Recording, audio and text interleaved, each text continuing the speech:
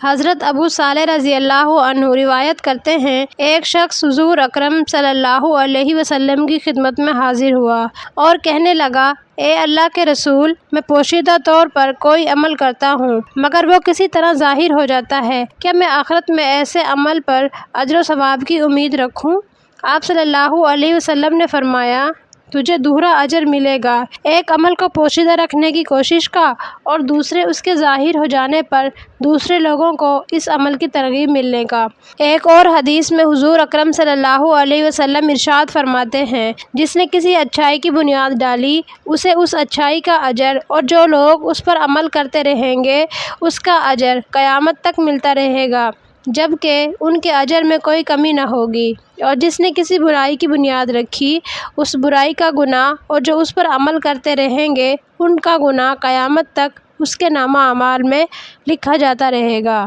حضرت ابو حبیب رضی اللہ عنہ روایت کرتے ہیں، رسول اللہ صلی اللہ علیہ وسلم نے فرمایا، فرشتے ایک بندے کے عمل کو اس کی بہت زیادہ تعریف کرتے ہوئے اللہ کے سامنے پیش کرتے ہیں۔ اللہ تعالیٰ ان سے کہتا ہے، تم اس عمل کی صرف ظاہری حالت کو دیکھ کر اس کی تعریف کر رہے ہو، میں اس بندے کے دل کی نیت کو دیکھ رہا ہوں، اس بندے نے یہ عمل میری رضا حاصل کرنے کے لیے نہیں کیا تھا، لہٰذا اسے لے جاؤ اور سجیین دوزخیوں کی کتاب میں لکھ دو۔ اسی طرح ایک دوسرے بندے کے ایک چھوٹے سے عمل کو لے کر وہ اللہ کی بارگاہ میں پہنچتے ہیں، جسے وہ فرشتے بہت حقیر و کمتر درجہ کا عمل سمجھتے ہوئے اللہ تعالیٰ کے سامنے پیش کرتے ہیں۔ اللہ تعالیٰ ان سے فرماتا ہے، تم اس کو معمولی سمجھ رہے ہو، میں اس بندے کے اخلاص نیت کو دیکھ رہا ہوں، اس نے یہ عمل صرف میری رضا اور خوشنودی حاصل کرنے کے لیے کیا ہے، اس کے علاوہ اس کی دوسری کوئی غرض نہیں، اسے علیین جنتیوں کی کتاب میں لکھ لو۔ یہ حدیث اس بات کی دلیل ہے کہ ایک چھوٹا سا عمل اگر کوئی خلوص نیت سے صرف اللہ کی رضا کے لیے کیا جائے، اللہ کی نظر میں اس کی قدر و قیمت بہت زیادہ ہے، پھر وہ اپنی مرضی سے اسے بڑھاتا رہتا ہے اور اس کے اجر و ثواب میں اضافہ کرتا رہتا ہے۔ سورہ نساء کی آیت نمبر 40 میں اللہ نے ارشاد فرمایا ہے، جس کا ترجمہ ہے، اگر عمل نیک ہوتا ہے اللہ اسے بڑھاتا رہتا ہے اور اپنی طرف سے اس پر اجر عظیم عطا فرماتا ہے، لیکن اگر کوئی بڑا عمل اخلاص سے خالی ہو اس پر کوئی اجر و ثواب نہیں ملتا بلکہ وہ عمل کرنے والے کو جہنم میں لے جاتا ہے۔ حضرت سمیر اصبہی رحمۃ اللہ علیہ نے اپنے سفر مدینہ کا ایک واقعہ سناتے ہیں، اس واقعے کو بہت سے علماء سلف نے لکھا ہے۔ کہتے ہیں، جب میں مدینے پہنچا دیکھا کہ ایک جگہ بہت سے لوگ ایک شخص کے گرد جمع ہیں، میں نے پوچھا یہ کون ہے؟ لوگوں نے بتایا یہ حضرت ابو ہریرہ رضی اللہ عنہ ہے، لوگوں کو حدیث کا درس دے رہے ہیں۔ پھر بھی ان کے قریب پہنچ گیا، جب ان کا درس ختم ہوا اور سب لوگ چلے گئے میں نے ان سے عرض کیا، اللہ کے لیے مجھے بھی کوئی ایسی حدیث سنا دیں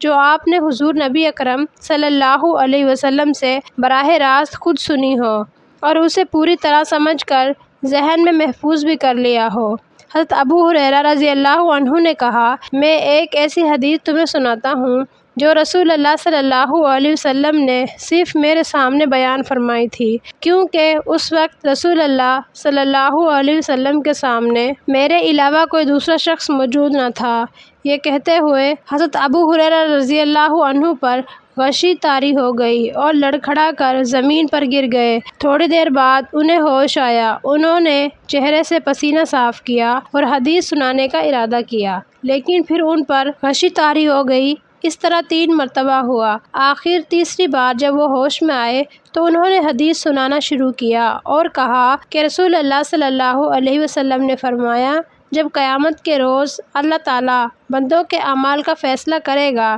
سب سے پہلے ان 3 آدمیوں کو پیش کرنے کا حکم دیا جائے گا، ایک حافظ قرآن، دوسرا وہ شخص جو میدان جہاد میں قتل ہو گیا ہو، تیسرا دولت مند۔ حافظ قرآن کو بلا کر اس سے پوچھا جائے گا، کیا میں نے تجھے وہ علم عطا نہیں کیا تھا جو میں نے اپنے رسول پر نازل کیا تھا؟ وہ کہے گا، بے شک تو نے مجھے وہ علم عطا کیا تھا۔ پھر سوال ہوگا، تو نے اس علم کے ساتھ کیا سلوک کیا؟ وہ کہے گا، میں دن رات اس کی تلاوت کرتا رہا۔ اللہ کہے گا، تو جھوٹ بولتا ہے۔ ساتھ ہی فرشتے بھی اس کے خلاف گواہی دیتے ہوئے کہیں گے، تو جھوٹا ہے، تو اس کی تلاوت اللہ کی رضا کے لیے نہیں بلکہ اس لیے کرتا تھا کہ دنیا میں حافظ و قاری مشہور ہو جائے۔ چنانچہ دنیا میں تجھے قاری و حافظ کہا گیا، تجھے شہرت ملی، اب آخرت میں اس کا کوئی اجر نہیں۔ پھر دولت مند کو لایا جائے گا اور اس سے پوچھا جائے گا، میں نے تجھے مال دیا تھا، اسے تو نے کس طرح خرچ کیا؟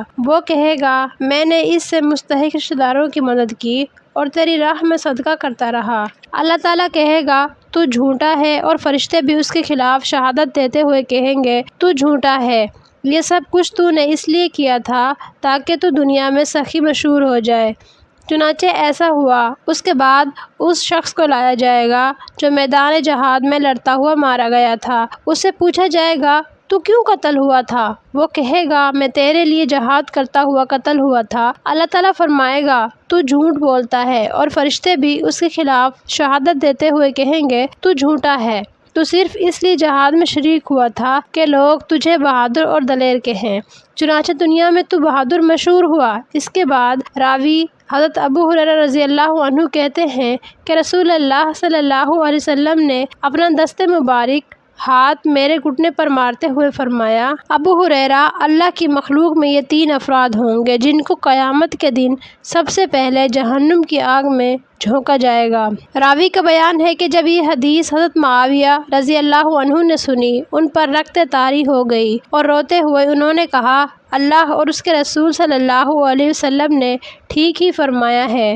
اور سورۃ الہود کی آیت نمبر 15 اور 16 پڑھی، جس کا ترجمہ ہے، جو لوگ صرف دنیاوی زندگی اور اس کی زیب و زینت، شہرت، ناموسی چاہتے ہیں، ہم دنیا میں ہی ان کے اعمال کا پورا بدلہ کوئی کمی کیے بغیر دے دیتے ہیں۔ یہی لوگ جن کے واسطے آخرت میں دوزخ کی آگ کے علاوہ کچھ نہیں، انہوں نے جو کچھ کیا وہ بیکار گیا اور ان کے عمل بے فائدہ ثابت ہوئے۔ اس آیت کی تفسیر بیان کرتے ہوئے حضرت عبداللہ ابن حنیف رحمۃ اللہ علیہ عنتاکی کہتے ہیں، جب ایسے لوگ آخرت میں اپنے اعمال کا اجر و ثواب طلب کریں گے تو اللہ تعالیٰ جواب میں فرمائے گا، کیا میں نے دنیا میں تمہیں اس کا بدلہ نہیں دے دیا تھا؟ ہم نے تمہاری شہرت بڑھا دی تھی، ہر طرف تمہاری تعریف ہوتی تھی، تمہاری دولت میں اضافہ کر دیا تھا اور تجارت میں نفع بڑھا دیا تھا۔